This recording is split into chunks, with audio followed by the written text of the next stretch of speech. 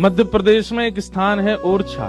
ओरछा में राम राजा सरकार का मंदिर है। वहाँ के राजा थे श्री मधुकर शाह। उनका ऐसा नियम था, कोई भी तिलकधारी अगर उनको दिख जाता था, कंठीधारी, धोती पहना हुआ, किसी भी रूप में कोई वैष्णव वेश में उनको दिखता था, अपने सैनिकों को उन्होंने आज्ञा दे रखी थी कि कोई भी वैष्णव वेश में दिखे उसको ससम्मान मेरे नगर में लाया जाए। उसको माला पहनाते, तिलक करते, आरती करते, दक्षिणा देते। अपरिचित, जानते ही नहीं है, फिर भी क्यों? क्योंकि तुमने कंठी पहनी है, तुमने तिलक लगाया है, तुमने धोती पहनी है, तुम ठाकुर जी के वेश में घूम रहे हो, इसलिए। ऐसे थे श्री मधुकर शाह जी। एक बार मनचले लोगों ने गधे को पकड़ के उसको तिलक लगा दिया और उसके गले में कंठी माला पहना दी और उसको ओरछा के मार्ग में छोड़ दिया। बोले ये मधुकर शाह राजा जो है, ये बहुत अपने आप को तिलकधारियों को प्रणाम करना, कंठी वालों को प्रणाम करना, ये बहुत अपने आप को बहुत विशिष्ट दिखाता है, इसको प्रणाम करके दिखाए तो माने हम। ये कहता है तिलकधारी कोई भी हो मैं सबको वंदन करूंगा, तो लोग गधा आ रहा है तिलकधारी। मधुकर शाह ने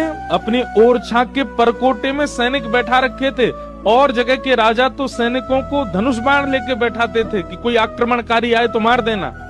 लेकिन मधुकर शाह ने पूजा की थाल, माला और दक्षिणा लेकर के बैठा रखे थे। कोई भी संत अगर ओरछा के बाहर से निकले, उनको रोक करके पूछना, अगर अवसर हो तो भीतर लाना, नहीं तो तुम ही लोग वहीं से तिलक, माला और दक्षिणा देकर के विदा कर देना। जैसे ही गधे को आते देखा, तिलक लगा था उसके चेहरे पे, तो जितने सैनिक थे वो थोड़े से घबरा गए। बोले राजा की तो आज्ञा है कि तिलकधारी, कंठीधारी कोई दिखे उसको प्रणाम करना है, अभी गधे को कैसे प्रणाम करें? सैनिक गए मधुकर शाह राजा के पास और कहा, राजन आज एक आश्चर्य हुआ है। बोले क्या?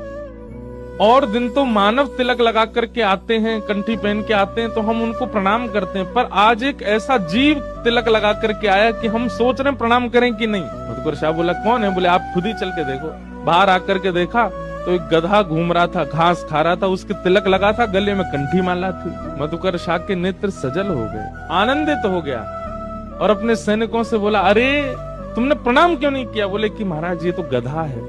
अरे गधा नहीं है तो? बोले आज तक हमने 2 पैर वाले वैष्णव देखे थे, आज 4 पैर वाला वैष्णव आया है, प्रणाम करो इसको। और मधुकर शाह ने अपने सैनिकों सहित प्रणाम किया उस गधे को। भैया ऐसे वैष्णवों को देख करके यदि मन आनंदित होता है, मन प्रफुल्लित होता है, मन में भाव उमड़ने लगते हैं, नेत्र सजल हो जाते हैं, तो ये समझना चाहिए कि हमारे